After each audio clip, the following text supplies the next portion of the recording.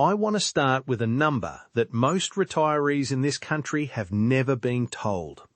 Right now, an estimated 1 in 3 Australians who could be getting the age pension aren't receiving a cent of it. Not because they're too wealthy, not because they don't qualify, because somewhere along the way, someone did the maths in their head, decided they were over the limit, and never checked again. Before we continue, if you find these updates helpful, please subscribe, like this video, and leave a comment below. It really helps us continue bringing you important updates. Here's the problem with that. The limit moved.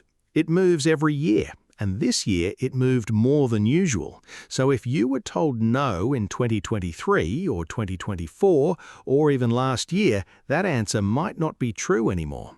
And the same goes for 2 other pieces of support most retirees walk straight past without realizing they're standing right on top of them.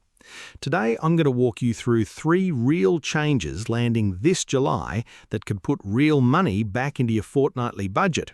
1 touches your pension directly, 1 is a health card that a huge number of self-funded retirees assume isn't for them, and the 3rd is help with the bill that scares people most in a Victorian winter or a Queensland summer: power. Before I go further, quick word on why this matters. To hit subscribe now rather than later. These thresholds, cut-offs and rates get re-indexed by Services Australia twice a year, in March and September, with extra changes rolling out around July. If you're not watching when that happens, you can miss a window where you suddenly qualify for something you didn't a year ago, and nobody at Centrelink is going to ring you up and mention it. So subscribe, because I cover every one of these updates the moment they land, and missing one can genuinely cost you thousands over a year. Now, let's get into it. Change 1. The age pension just got more room to move. Here's what almost nobody explains properly. The base rate of the age pension itself only lifts twice a year, in March and September, in line with cost of living figures. Right now, the maximum single rate sits at $1,200.90 a fortnight, and for a couple, it's $905.20 each, so a bit over $31,000 a year for a single retiree and around $47,000 combined for a couple, before any reductions apply. But here's the part that actually matters for July. Even in a quarter where the headline rate doesn't move, the income and asset test thresholds around it usually do.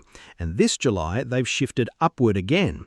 That means you can now earn more and hold more in assets before Centrelink starts trimming your payment. As it stands, a single pensioner can earn up to $226 a fortnight before their payment starts reducing, with the pension cutting out completely somewhere north of $2,600 a fortnight in income. For a couple, that combined free area sits at $396 a fortnight, with a cutoff well above $4,000. And the way your bank accounts, term deposits and shares get deemed, which is the government's way of assuming an income from your savings, whether you actually earned it or not, has also shifted, with more of your money now sitting under the lower deeming rate before the higher rate kicks in. Why should that make you sit up? Because every time these lines move outwards, people who were knocked back before suddenly land inside the circle without changing a single thing about their life. Picture a homeowner sitting on assets just a few $1,000s over last year's cutoff. She applied 2 years ago, got told no, and never went back. She assumed the door was shut for good. It wasn't. It just needed the number to catch up to her, and this year it did. And here's a detail a lot of people miss entirely. You don't need to qualify for a large pension for this to be worth doing. Even a part pension of a few dollars a fortnight opens the door to a pensioner concession card, and that card alone can mean cheaper prescriptions, discounted energy and council rates in some states, and reduced cost dental and hearing services. People chase the cash amount and completely overlook the card sitting behind it, which is often worth more than the payment itself. How do you check? You don't need to guess whether you're under the line. Log in to MyGov, link Services Australia if you haven't already, and use the Make a Claim or Payment Estimated tools. If that sounds like a headache, ring Centrelink's Older Australians line directly. Or better yet, book a free appointment with a Financial Information Services Officer. That's a free service inside Services Australia designed purely to help you work out exactly where you sit.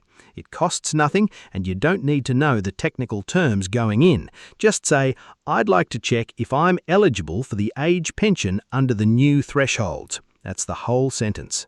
A quick word before change 2. If all of this is starting to feel like a lot to keep track of, asset tests, deeming rates, cutoff dates, you're not wrong. It is a lot, and it changes twice a year whether you're paying attention or not. That's exactly why I put together something called the 2026 Australian Seniors Benefits Survival Guide. It lays out every threshold mentioned in this video in plain language, plus the ones I don't have time to cover today, along with the exact phone scripts to use when you call Centrelink or your energy provider. It's linked in the description below if you want it sitting on your fridge for reference. Now, on to the second change, and this one is for a group of retirees who almost always assume none of this applies to them. Change 2. The Commonwealth Seniors Health Card just widened its net.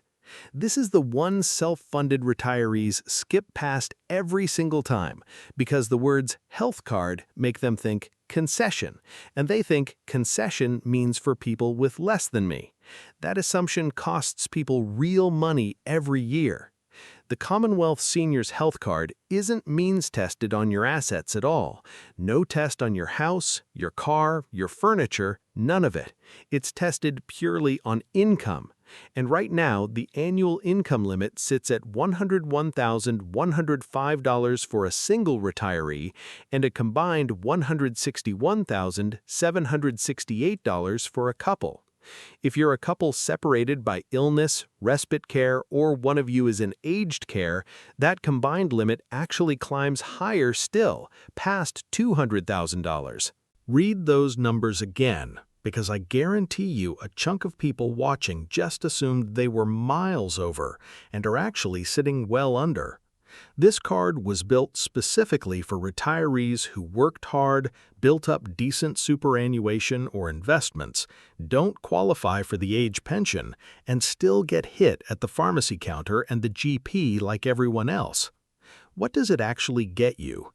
Cheaper PBS-listed medicines, easier access to bulk billed appointments with some providers, protection through the extended Medicare safety net once your out-of-pocket medical costs pass a certain point in a calendar year, and, depending on your state, discounts on things like council rates, car registration, or public transit. None of that shows up as a deposit in your bank account, which is exactly why so many retirees never think to chase it. But add up a year of cheaper scripts and specialist visits, and it is not small change. Think about a retired tradesman living off a self-managed super pension. He assumed, reasonably enough, that a senior's health card was for people doing it tougher than him. He never checked the actual number.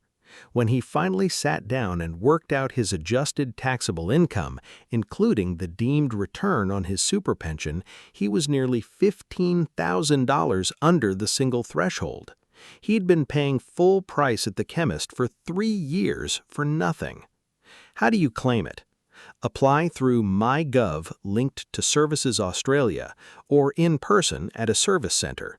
You'll need to show your income for the relevant test period, including any account-based pension you're drawing from super, because that gets deemed the same way bank savings are. There's no cost to apply, and if your income is borderline, it is worth getting help to calculate the deemed component correctly, rather than guessing and assuming you're over.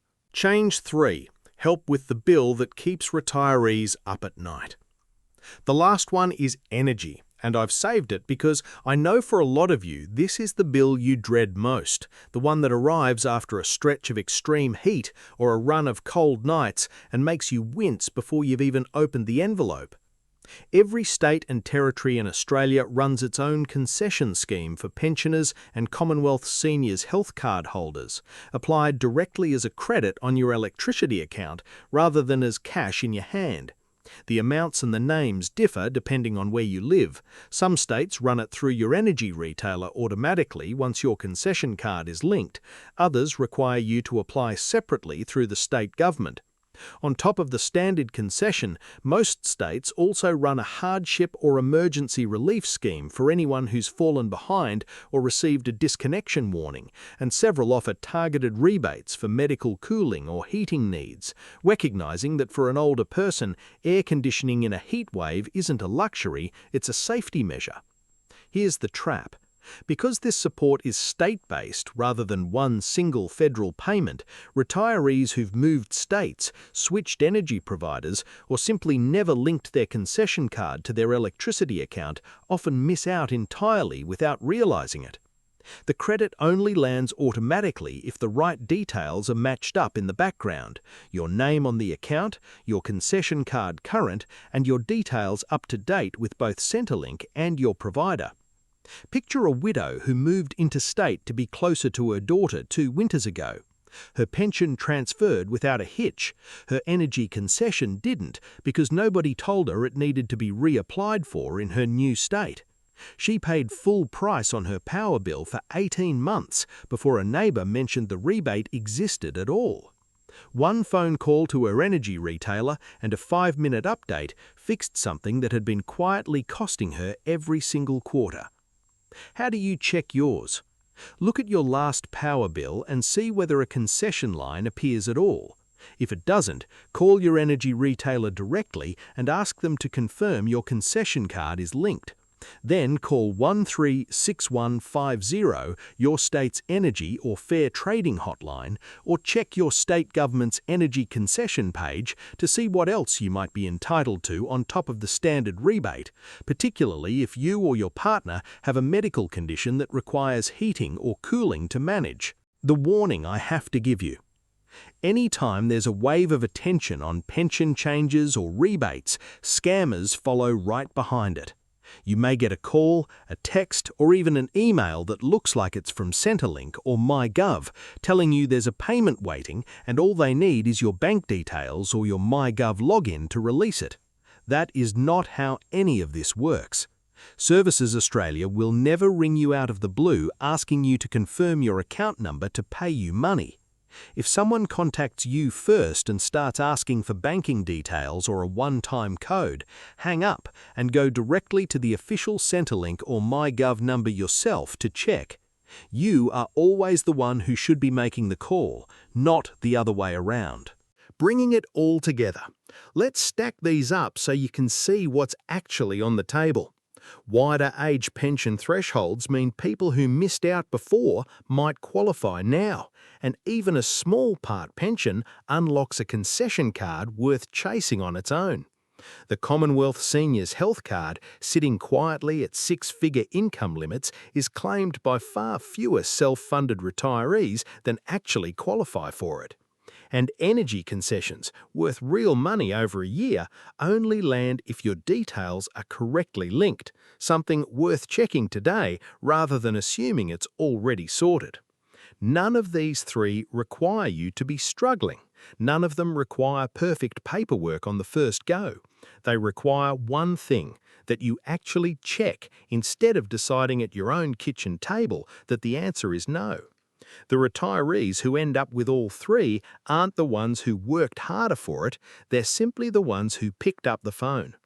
If this helped you make sense of what's changing this July, do one thing for me. Send it to someone in your life who's assumed for years that none of this applies to them. It very often does. And subscribe, because the next round of changes lands in September, and I'll be breaking that one down the same way. Plain English, real numbers, no jargon.